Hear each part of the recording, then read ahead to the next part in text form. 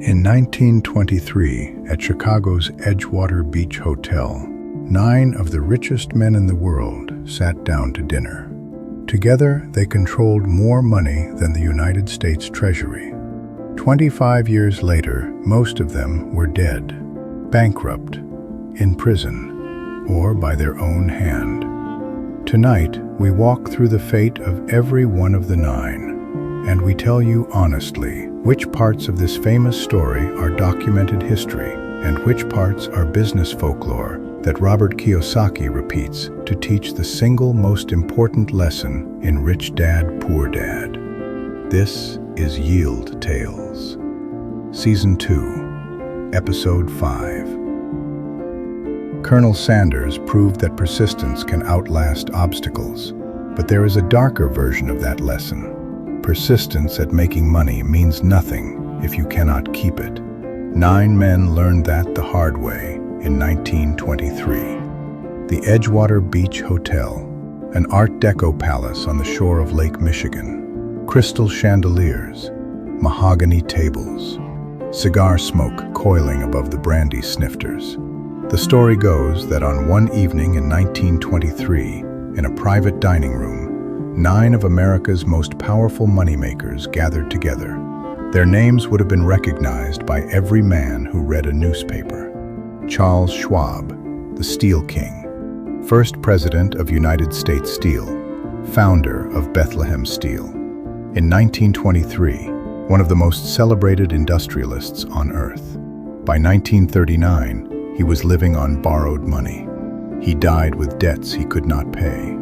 He was buried in a pauper's grave. Samuel Insull, the electric utility emperor of the Midwest. His companies employed 500,000 people and served millions of American homes. In 1932, his empire collapsed. He fled the country. He was hunted through Europe, arrested in Turkey, extradited to face fraud charges, acquitted at trial, and on July 16, 1938, he collapsed in a Paris subway station. In his pocket, 85 cents. You already know the third man, Ivar Kreuger, the Match King. Episode 1 of this season controlled 2/3 of the world's match production. Suicide in Paris, March 12, 1932. Jesse Livermore, the Boy Plunger, Wall Street's most legendary trader. He made $100 million shorting the crash of 1929. $100 million in the year the country broke. By 1940, he was bankrupt again. On November 28th, he walked into the coat room of the Sherry-Netherland Hotel in Manhattan. He wrote a note to his wife. Then he shot himself. The note read, "My life has been a failure." He had made and lost 4 separate fortunes. He wrote the rules of trading that Wall Street still reads, and he could not keep a single dollar of it. Richard Whitney, president of the New York Stock Exchange, brother of a partner at J.P. Morgan. In 1938, he was arrested for embezzlement. He walked through the gates of Sing Sing prison in a gray pinstripe suit. We will come back to him. And the other 4, Howard Hopson, president of Associated Gas and Electric, the second largest utility holding company in America, convicted of mail fraud, committed to a mental institution, died in an asylum in 1949. Leon Fraser, president of the Bank of International Settlements, shot himself with a shotgun on his estate in 1945. Arthur Cutten, the great wheat speculator who cornered the wheat market, indicted for tax evasion, died broke in 1936. Albert Fall, Secretary of the Interior in the Harding administration, convicted in the Teapot Dome scandal. The first cabinet secretary in American history imprisoned for a crime committed in office. 9 men, together, at their peak, wealthier than the U.S. Treasury. By 1948, 8 had lost everything. Prison, bankruptcy, asylum, suicide. The one who kept his money, Leon Fraser, shot himself in 1945. 9 out of 9. Not one of them died wealthy, in peace. in his own bed. Robert Kiyosaki opens Chapter 2 of Rich Dad, Poor Dad with this dinner. Not because these men were foolish, they were not. They were among the most intelligent moneymakers of their generation. Every one of them, at his peak, made more money than most Americans could imagine in 10 lifetimes. And still, they ended broken. Kiyosaki's line is one sentence.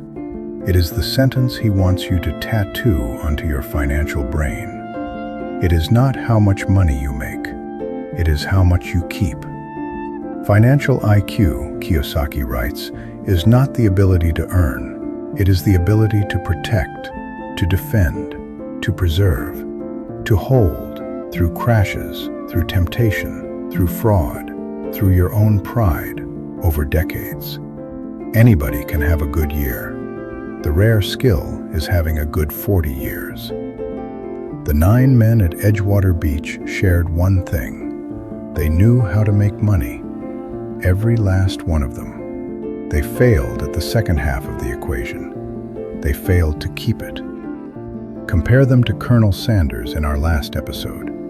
Sanders had almost no financial education. He was rejected 1,009 times.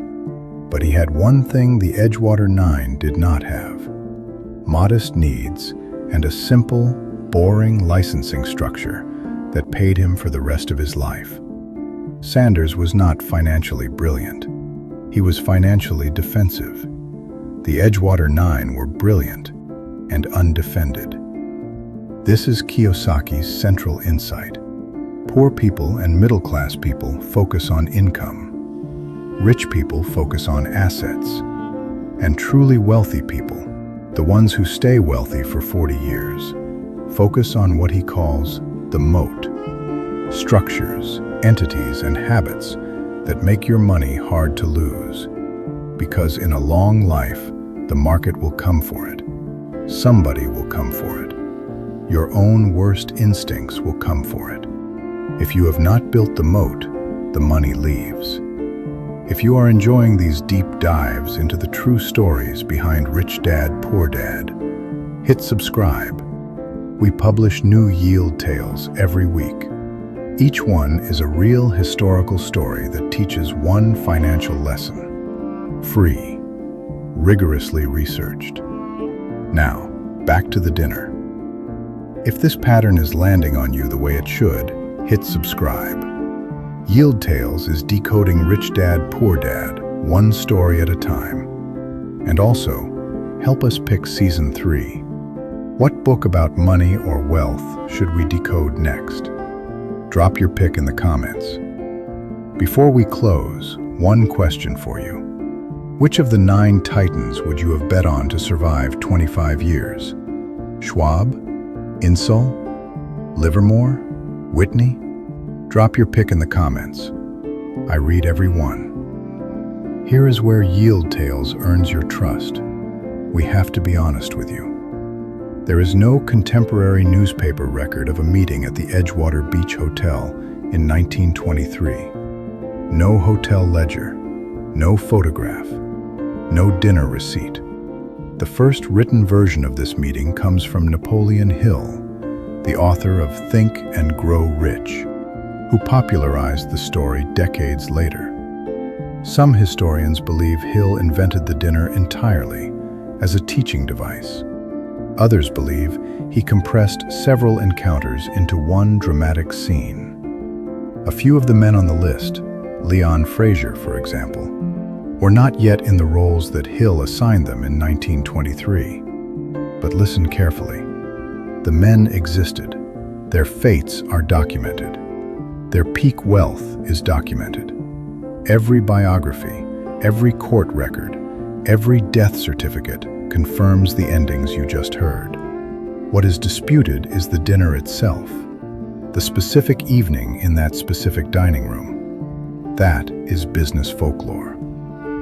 Kiyosaki repeats the story because the pattern is real, even if the framing is embellished. 9 of the most successful moneymakers of their era. 8 lost everything within 25 years. The one who kept his wealth killed himself. That happens with or without a dinner in 1923. The fable is uncertain. The lesson is undeniable. Making money and keeping money are two entirely different skills. And this is why we tell you the truth about our sources. Because a lesson that survives skepticism is a lesson worth building your life on. Look at the modern data. 70% of lottery winners are broke within 5 years. 78% of retired NFL players are bankrupt within 2 years of leaving the league. Tech founders who cash out at IPO and burn through their money in a decade. Crypto millionaires from 2021 who own nothing by 2023. The Edgewater pattern repeats every generation. Different suits, same ending. Kiyosaki's antidote is not exciting.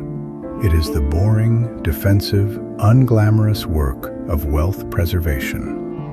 Emergency funds, diversification across asset classes, low-cost index funds, estate planning, tax planning, insurance, living below your income, building assets that produce cash flow, not liabilities that consume it. Nobody makes movies about wealth preservation. Nobody writes news stories about the boring compounder who put 15% into an index fund for 40 years and retired quietly at 65. But that person kept his wealth. The Edgewater 9 did not. If you had asked those 9 men in 1923 whether they needed to worry about wealth preservation, they would have laughed at you. They were untouchable. They controlled industries. Their names were on skyscrapers.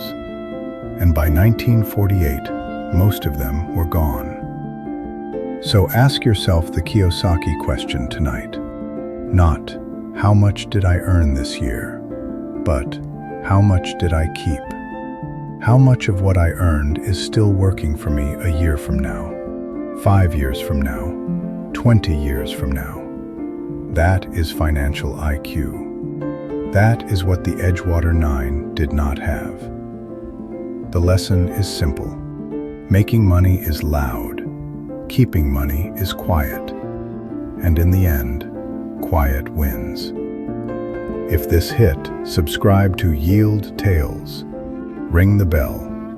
We publish every week. Every episode is a true financial story from history that teaches one lesson from rich dad, poor dad. And it is free. Next episode. Richard Whitney, president of the New York Stock Exchange, brother of a J.P. Morgan partner. In 1923, he was one of the 9 men at Edgewater Beach. 15 years later, he was in Sing Sing prison for stealing from widows and orphans. His story is the darkest fall in American finance.